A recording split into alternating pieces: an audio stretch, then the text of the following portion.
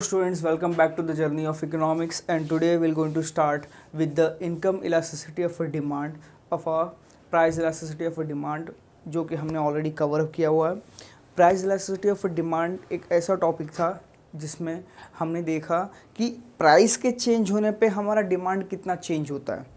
Price अगर 10% से change हो रहा है तो डिमांड कितने परसेंटेज, कितने प्रपोर्शन से चेंज हो रहा है, कितना ज़्यादा चेंज हो रहा है या कितना कम चेंज हो रहा है। That is nothing but the elasticity. Demand change होगा, एग्रीड, लेकिन कितना चेंज होगा वो क्या है हमारा, that is elasticity of demand. तो now the next topic which will going to start is nothing but the income elasticity of demand. ज़रा ध्यान देना, ये जो है हमारा आज का काफ़ी अच्छा, काफ़ी इंटरेस्टिंग टॉपिक है, इनकम इलास्टिसिटी ऑफ डिमांड।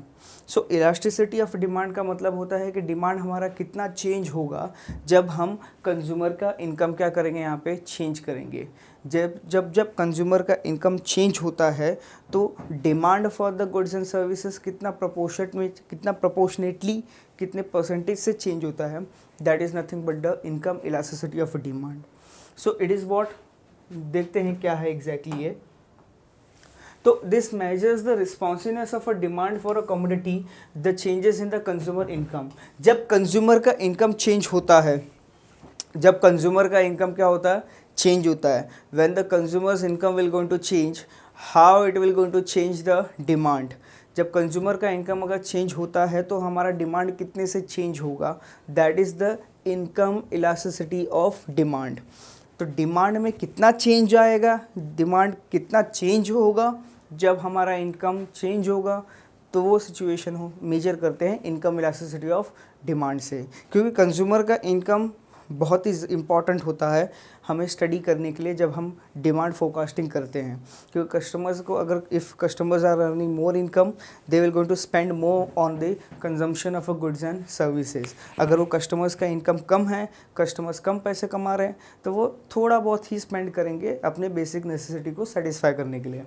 तो the income elasticity of a demand, that is E, is given by the percentage change in the quantity demanded of a commodity divided by the percentage change in income। तो यहाँ पे कुछ चीज़ें, there is nothing change which has been taken place। यहाँ पे क्या हो रहा है, जैसे हमने price elasticity of a demand में हमने change in percentage change in demand को डिवाइड किया था परसेंटेज चेंज इन प्राइस से। इनकम इलास्टिसिटी ऑफ डिमांड में क्या होगा, हमें सिर्फ उसे इनकम से, प्राइस की जगह पे हमें क्या लेना है, इनकम ले लेना है। जो प्राइस ऑफ अ कमोडिटी हमने कंसिडर किया था अभी तक, अब हमको क्या करना है, ये सिचुएशन में हमें कंज्यूमर के इनकम को कंसिडर करना है। अगर कंज्यूमर की इनकम अगर 10% से बढ़ रही है तो demand for the goods and services कितने से कितने परसेंटेज से बढ़ रहा है। हो सकता है वो मोर देन 10% चेंज हो, इसका मतलब वो इलास्टिक हो गया। हो सकता है वो लेस देन 10% से चेंज हो, तो उसका मतलब वो इनइलास्टिक हो गया। तो इलास्टिक डिमांड और inelastic demand with respect to the consumer income is measured by the income elasticity of demand। तो यहाँ पे obviously same formula, जो formula भी किया हुआ है, which is nothing but income elasticity of a demand is equals to percentage change in the quantity demanded upon percentage change in income। Price elasticity of demand class different है, क्योंकि वहाँ पे सिर्फ हमने एक प्राइस फैक्टर को consider किया, और यहाँ पे हम income as a factor, income को हम क्या कर रहे हैं, यहाँ पे कंसिडर कर रहे हैं और डिमांड की इलास्टिसिटी को मेजर कर रहे हैं। Then next one, as with the price elasticity, income elasticity can be found out by the point और अर्क मेथड। नाउ जैसे हमने प्राइस इलास्टिसिटी ऑफ डिमांड में डिफरेंट मेथड्स देखे थे, वैसे यहाँ पे इनकम इलास्टिसिटी ऑफ डिमांड में भी हमने डिफरेंट मेथड्स यूज़ करने हैं for finding out the elasticity of demand. जैसे हमारा इनकम इलास्टिसिटी ऑफ डिमांड का एक फार्मूला दिया हुआ है यहाँ पे। This is the formula, that is change in the quantity demanded upon change in income multiplied by original income upon the original quantity. तो एक एग्जांपल ले लो, लेट्स टेक एन एग्जांपल कि कंज्यूमर का इनकम है और कुछ गुड्स एंड सर्विसेज का क्या है, यहाँ पे डिमांड है। कंज्यूमर का इनकम और कुछ गुड्स एंड सर्विसेज का डिमांड। मान लो कंज्यूमर की इनकम जब 1000 थी तो कंज्यूमर 100 क्वांटिटी क्या करता था, कंज्यूम करता था। जैसे कंज्यूमर की इनकम बढ़ के 1000 से 1500 हो गई, द डिमांड बढ़ के कितना हो गया, 170। डिमांड बढ़ के कितना हो गया 170। कंज्यूमर की इनकम जब 1000 रुपये थी 1000 थी तो वो 100 क्वांटिटी डिमांड करता था, और जैसे ही कंज्यूमर की इनकम 1000 से 1500 हुई he started demanding the 170 quantity. So 170 quantity वो डिमांड करना शुरू कर दिया। तो अब दो मेथड्स है हमारे पास, अर्क मेथड है और इनकम मेथड है, the point income elasticity method है। Now according to this formula, ये फार्मूले के हिसाब से अगर हम यहाँ पे ये इन्फॉर्मेशन को ये फार्मूले में अगर इम्प्लीमेंट करेंगे तो हमें point income elasticity of demand हमें मिल जाएगा। तो इनकम इलास्टिसिटी का मतलब क्या होता है, यहाँ पे हमने डिमांड के चेंजेस को हमने मेजर करने हैं by considering the income of a person. By considering the income of a person हमने क्या करना है, इलास्टिसिटी ऑफ डिमांड को मेजर करना है। तो मान लेते हैं, सेम एग्जांपल ले लेते हैं, जहाँ जैसा आप देख रहे हो कंज्यूमर का ओरिजिनल इनकम पहले कितना था 1000, फिर 1000 से कितना हो गया 1500। इन द सिमिलर मैनर डिमांड क्या हुआ, अर्लियर द डिमांड वाज 100, अब ये डिमांड कितना हो गया 170। तो यहाँ पे चेंज इन क्वांटिटी कितना हुआ, पहले 1000 था अभी 1500 हो गया, मतलब 500 से क्वांटिटी क्या हुई, यहाँ पे 500 से क्या हुआ, इनकम हमारा चेंज हुआ। और डिमांड क्वांटिटी डिमांडेड कितना चेंज हुआ, पहले क्वांटिटी डिमांडेड हमारा 100 था, अभी कितना हो गया 170, मतलब चेंज इन क्वांटिटी कितना आया 70 से चेंज हो गया, मल्टीप्लाइड बाय ओरिजिनल इनकम पहले कितनी थी 1000 और ओरिजिनल क्वांटिटी कितनी थी 100। सो इसे हम साइमल्टेनियसली अगर हम इसे सॉल्व करेंगे, if you are going to solve this you will get the answer. So it will be how much, let's say so 700 upon 500 which is nothing but 7 upon 5, जो कि कुछ आता है 1.4। अब ये 1.4 क्या आया, 1.4 आपका point income elasticity of demand आया। इसका मतलब अगर आपका इनकम क्लास हमारा इनकम इलास्टिसिटी ऑफ डिमांड कितना आया 1.4। अब इसका मतलब क्या है, 1.4 का मतलब ये हुआ कि अगर आपकी इनकम 1 रुपये से चेंज हो रही है, अगर आपकी इनकम 1 रुपये से चेंज हो रही है तो आपका डिमांड, आपका इलास्टिसिटी ऑफ डिमांड जो 1.4 है उसके हिसाब से आपकी क्वांटिटी डिमांडेड जो है 1.4 से चेंज होगी। या एक तरह से ऐसा कर सकते हो आप कि अगर आपका इनकम 10 रुपये से चेंज हो रहा है तो आपका डिमांड कितने से चेंज होगा 14 से। अगर इनकम आपकी 10% से चेंज हो रही है तो आपकी डिमांड कितने से चेंज होगी 14% से चेंज होगी, दैट इज़ मोर देन दी 10%। जिसका मतलब यहाँ पे क्या हुआ, अब इसका मतलब क्या हुआ, it is elasticity is greater than 1, जिसका मतलब यहाँ पे होता है, यहाँ पे आपका डिमांड क्या हो गया इलास्टिक, यहाँ पे आपका इनकम इलास्टिसिटी ऑफ डिमांड क्या हुआ इलास्टिक हो गया as per the point income elasticity method. तो ये क्या है, this is the numerical example जो मैंने यहाँ पे लिया हुआ है in order to understand the income elasticity of a demand, कैसे ये वर्क करता है। अगर आप 1 रुपया मार्केट में, if your consumer income as a consumer की इनकम अगर 10% से इंक्रीज़ हो रही है तो क्वांटिटी डिमांडेड भी इंक्रीज़ होगा कितने से 14% से, which is more than the 10%, क्योंकि यहाँ पे इनकम इलास्टिसिटी ऑफ डिमांड कितना आया 1.4 जो कि ग्रेटर देन 1 होती है। In the similar manner next method जो है यहाँ पे वो है आपका arc income elasticity. Now arc income elasticity same formula जो हमने देखा था पहले भी, which is nothing but what exactly your Q2 minus Q1 upon Y2 minus Y1 into Y2 plus Y1 plus Q2 plus Q1। तो क्या है, this is what exactly your formula of arc method, Q2 minus Q1 upon Y2 minus Y1 into Y2 plus Y1 upon Q2 plus Q1। अब ये formula क्या है आपके अर्क method का है, जहाँ पे Q1 क्या हो गई आपकी ओरिजिनल क्वांटिटी हो गई और Y1 क्या हो गया आपका ओरिजिनल इनकम, Y1 क्या हो गया आपका ओरिजिनल इनकम। एंड इसके हिसाब से if you going to see few more things are given, कुछ चीज़ें यहाँ पे दी गई हैं, जैसे the value of income elasticity is generally positive which suggests that an increase in the income leads to an increase in demand.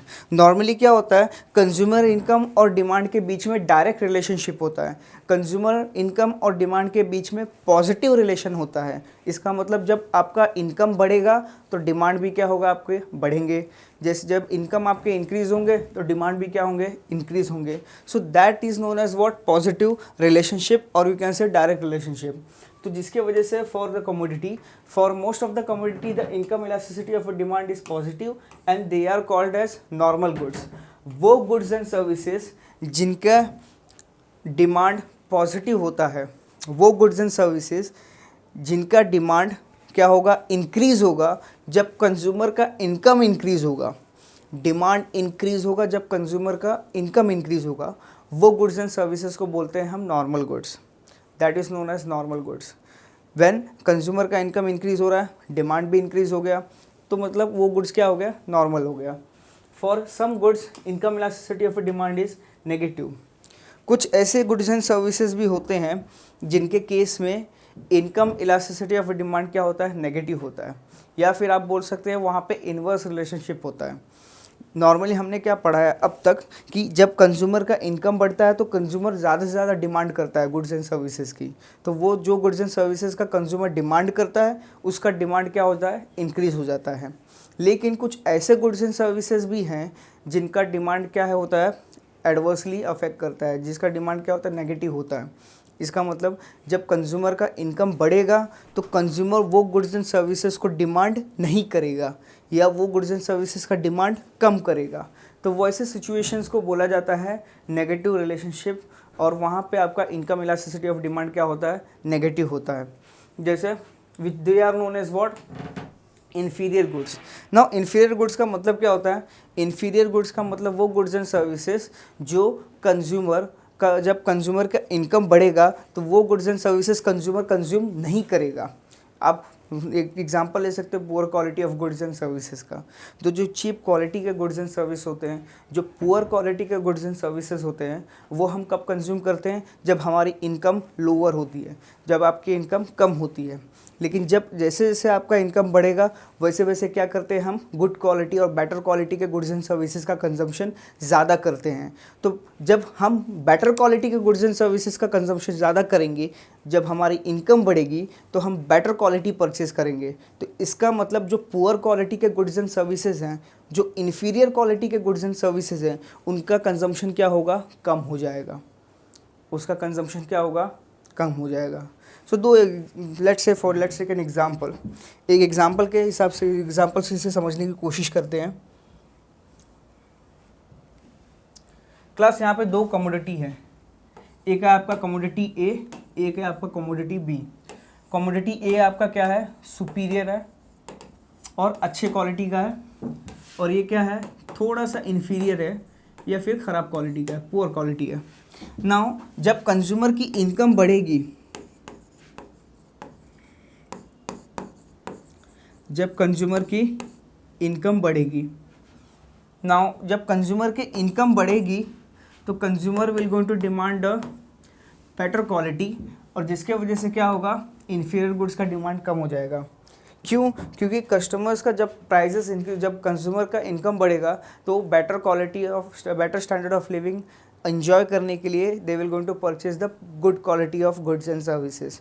जो poor quality के हैं वो अवॉइड कर देंगे वो। तो यहाँ पे क्या होगा, इन्फीरियर गुड्स के केस में आप अगर देखोगे तो जब कंज्यूमर का इनकम बढ़ेगा तो कंज्यूमर क्या करेगा, कंज्यूमर सुपीरियर क्वालिटी परचेज करेगा, ना ही कि इन्फीरियर क्वालिटी। तो इन्फीरियर क्वालिटी के केस में क्या होगा, डिमांड हमारा कम हो जाएगा।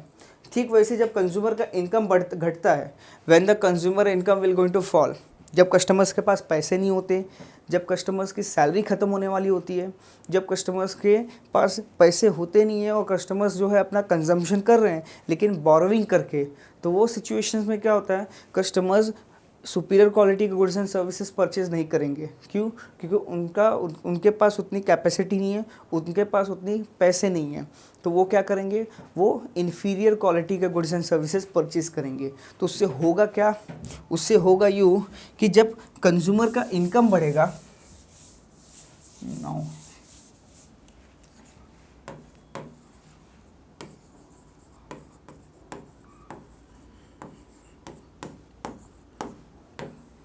जब कंज्यूमर का इनकम कम होगा तो he will not going to purchase the superior quality. तो सुपीरियर क्वालिटी का डिमांड क्या हो गया? कम हो गया। क्यों? क्योंकि हमारे पास इनकम कम है। जब हमारे पास इनकम कम होता है तो हम क्या करते हैं? पुअर क्वालिटी के गुड्स एंड सर्विसेज को डिमांड करते हैं। So when you will going to purchase the inferior goods when you don't have the that much income. तो वो सिचुएशन में क्या होगा? यहाँ पे अगर आप देखोगे कंज्यूमर इनकम और इन्फीरियर गुड्स दोनों के केस में क्या है? यहाँ पे आपका नेगेटिव रिलेशनशिप है, और आप बोल सकते हो इन्वर्स रिलेशनशिप है। किसके बीच में? कंज्यूमर के इनकम और इन्फीरियर गुड्स। कंज्यूमर का इनकम और इन्फीरियर गुड्स के बीच में नेगेटिव रिलेशनशिप होता है। सेम चीज़ें हम पढ़ेंगे यहाँ पे, जरा ध्यान देना। So income elasticity and the classification, जरा क्लासिफिकेशन इसका पढ़ते हैं। Will going to study this one कि inferior goods means what? This are the goods which consumer buys less as their income rises. The value of the income elasticity of a demand for the such good is negative and goods of a low quality falls in this category. Now यहाँ पे क्या होता है? जब जब consumer का income कम होता है, इन्फीरियर क्वालिटी का गुड्स हम परचेस करना चालू कर देते हैं। क्यों? क्योंकि हमारे पास उतने पैसे नहीं होते कि हम अच्छे क्वालिटी के गुड्स एंड सर्विसेज परचेस कर सकें। तो वहाँ पे हम किसका डिमांड करते हैं? इन्फीरियर क्वालिटी का।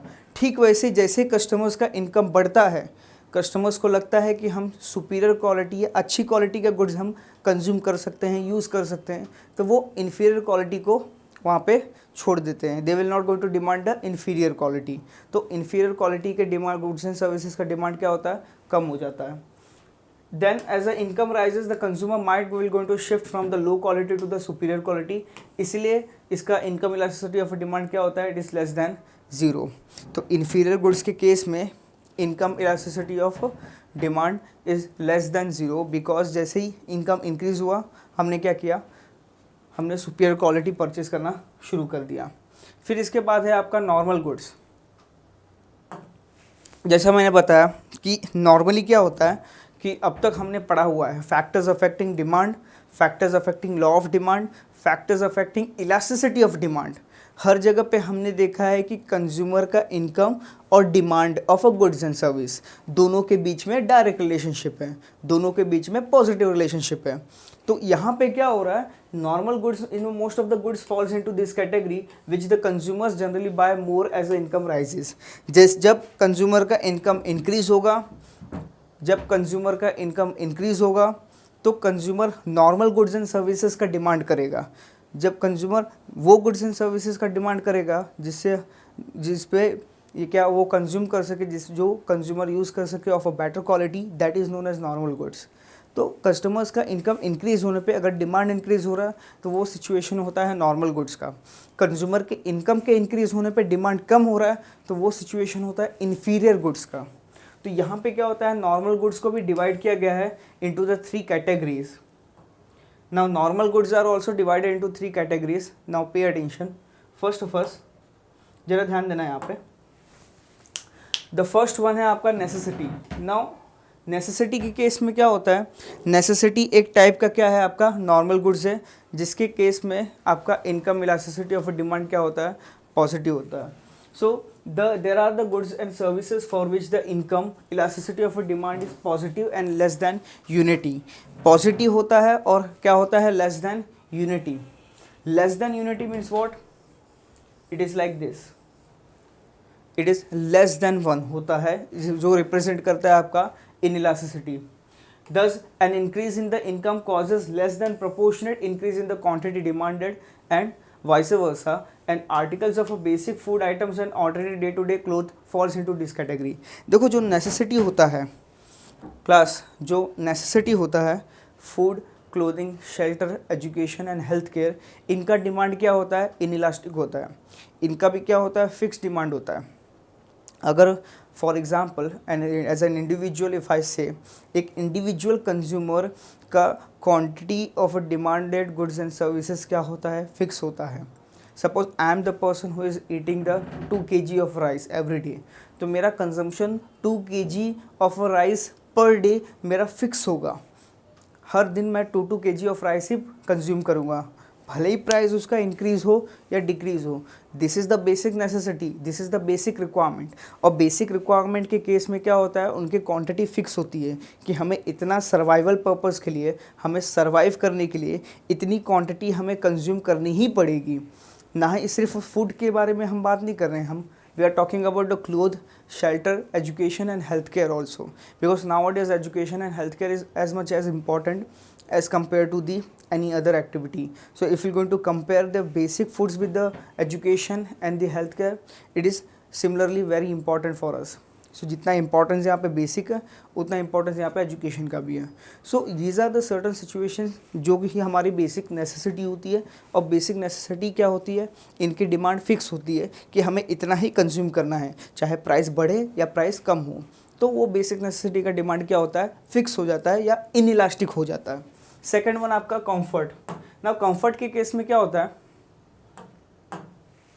there are the goods and services for which the income elasticity of demand is positive and unity। जब आपकी इनकम इंक्रीज होती है, जब आपका इनकम इंक्रीज होगा तो डिमांड भी क्या होगा, यहाँ पे इंक्रीज होगा, वो होता है पॉजिटिव रिलेशनशिप। लेकिन जितने से आपका इनकम इंक्रीज होगा उतने से ही डिमांड इंक्रीज होगा, that is known as what, unitary elasticity. और ये यूनिटरी इलास्टिसिटी कहाँ पे है, यहाँ पे कंफर्ट के केस में है। जितना ज़्यादा स्पेंड करोगे उतना ज़्यादा बेनिफिट मिलेगा तुम्हें, जितना तुम स्पेंड किया उतना ही तुम्हें बेनिफिट मिलेगा, that is the comfort. And the last one is nothing but luxury. Now luxury के केस में क्या होता है, लग्जरी के केस में इनकम इलास्टिसिटी ऑफ डिमांड आपका पॉजिटिव होता है और ग्रेटर देन 1 होता है। इसका मतलब यहाँ पे डिमांड आपका इलास्टिक होता है। इलास्टिक मतलब कभी भी चेंज हो सकता है। इलास्टिक का मतलब क्या होता है, कभी भी चेंज हो सकता है, कभी बढ़ सकता है, कभी कम हो सकता है, कभी न्यूट्रल हो सकता है, कभी ज़्यादा कभी कम, that is known as what, elasticity. तो यहाँ पे जो लग्जरियस आइटम होती है वो मोस्ट ऑफ द पॉपुलेशन, बहुत लोग नेसेसिटी पे ही क्या करते हैं, फोकस करते हैं। बहुत कम, very few peoples are focusing on the luxurious good, because luxurious goods क्या करता है, ये बेसिक नेसेसिटी को सेटिस्फाई नहीं करता है। It provides the more some, it is related to more enjoyment and it is related to more entertainment. तो ये जो इंजॉयमेंट और एंटरटेनमेंट होता है उसके लिए हम क्या यूज़ करते हैं, लग्जरियस गुड्स यूज़ करते हैं। तो ये जो लग्जरी गुड्स है ये बेसिक नेसेसिटी नहीं है जो कि हमें रिक्वायरमेंट ही है, सर्वाइवल के लिए ज़रूरी है, नहीं। विदाउट लग्जरी भी हम क्या कर सकते हैं, सर्वाइव कर सकते हैं।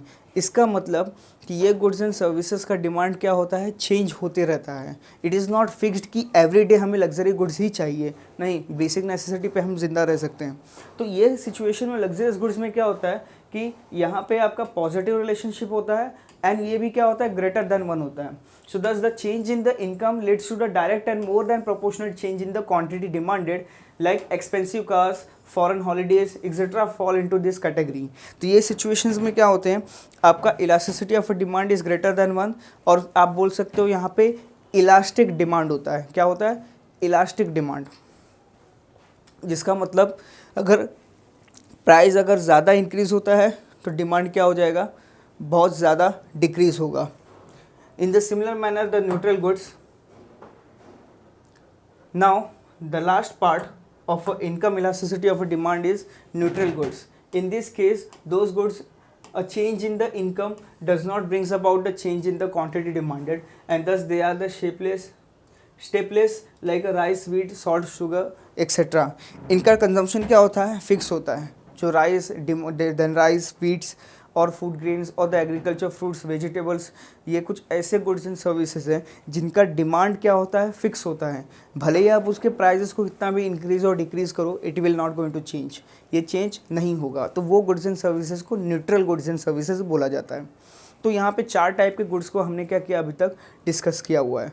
The first one is nothing but the normal goods. Normal goods के केस में क्या होता है, ज़रा ध्यान देना।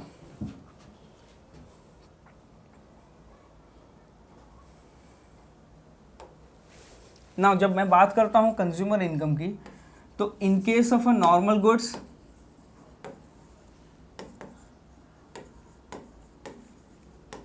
नॉर्मल गुड्स के केस में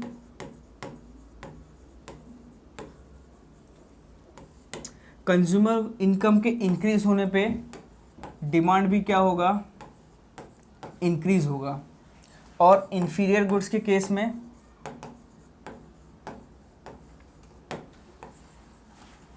इंफीरियर गुड्स के केस में कंज्यूमर के इनकम के इंक्रीज होने पे डिमांड क्या होगा, डिक्रीज होगा।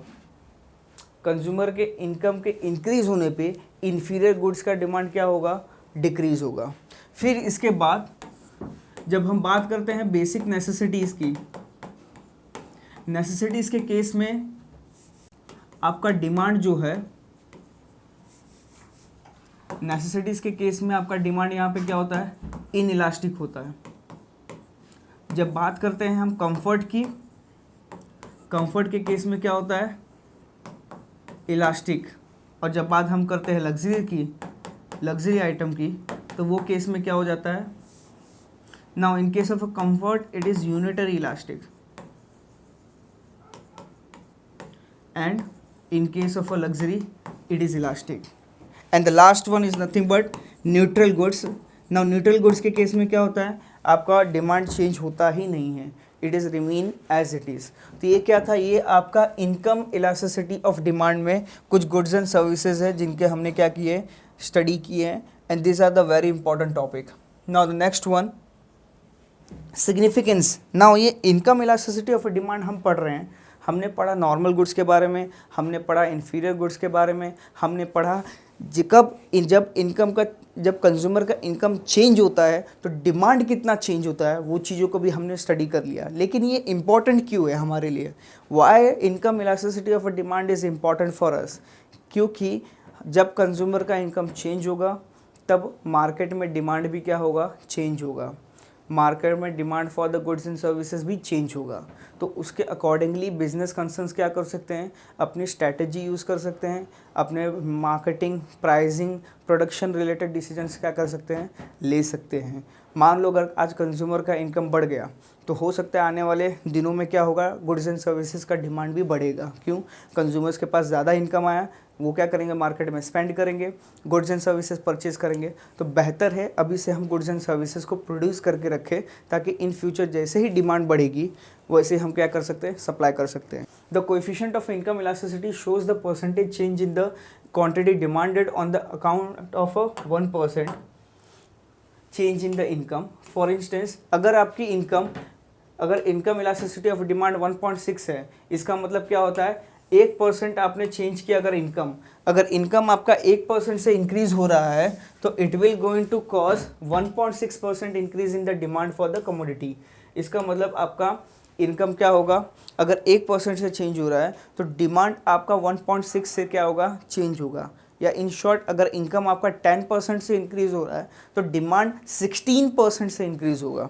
या फिर अगर इनकम आपका 5% से चेंज हो रहा है तो डिमांड क्या होगा, मोर देन 5% से चेंज होगा, विच इज़ नथिंग बट द 8%.